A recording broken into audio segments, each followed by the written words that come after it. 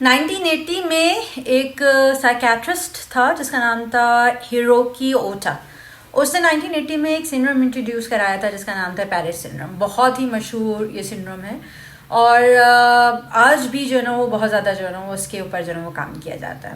اس میں ہوتا یہ تھا کہ جس کے سمٹمس سے کچھ اس طریقے سے تھے کہ جو اس سنڈروم کا شکار ہوتے تھے وہ لوگ ہیلوسینیشن ان کو ہو رہی ہوتی تھی, مطلب عجیب و غریب چیزیں نظر آنا, اور ان کا جو ہارٹ ریٹ ہے وہ بہت زیادہ ہائی ہو جاتا تھا, بہت تیز تیز ان کا دل دھڑکنے لگتا تھا, ان کو چکر آتے تھے, ان کو متلی ہوتی تھی.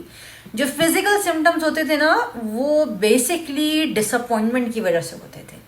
اسی وجہ سے اس سنڈروم کو پیرس سنڈروم کہا گیا.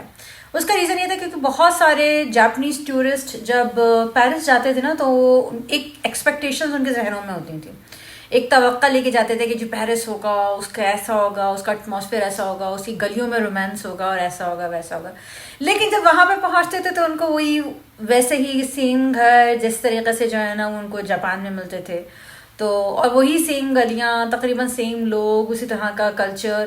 لیکن تھوڑا سا جو کلچرل شاک ان کو ملتا تھا, اور اس کے علاوہ باقی سب چیزیں تو ویسی کی ویسی ہوتی تھیں.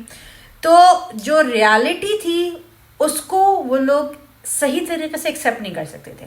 اور جب وہ صحیح طریقے سے ایکسیپٹ نہیں کر پاتے تھے اپنی اس ریالٹی کو, تو ان کے اندر جو نا وہ فزیکل سمٹمس جو ہے نا وہ شروع ہو جاتے تھے ڈس اپوائنٹمنٹ کی وجہ سے, نا امیدی کی وجہ سے. تو وہ جو سفر ہے توقع اور حقیقت کے بیچ کا جو سفر ہے نا اس کو جو ہے نا وہ پیرس سنڈروم کہا گیا.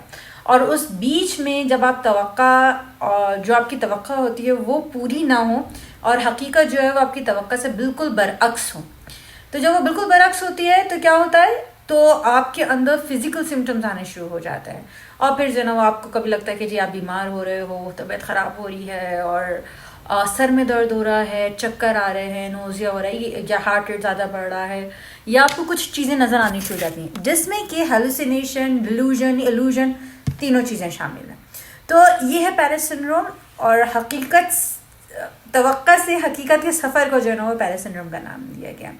تو اگر اس طریقے سے اور بھی بہت سارے سنڈرومز ہیں جس میں کہ ہمیں لندن سنڈروم ملتا ہے, ہمیں اسٹاک ہوم سنڈروم ملتا ہے, لیما سنڈروم ملتا ہے, جیروسلم سنڈروم ملتے ہیں. اس طرح کے ڈفرینٹ سنڈرومز آپ کو جو ہے نا وہ, یا فلورنس سنڈروم نظر آئے گا.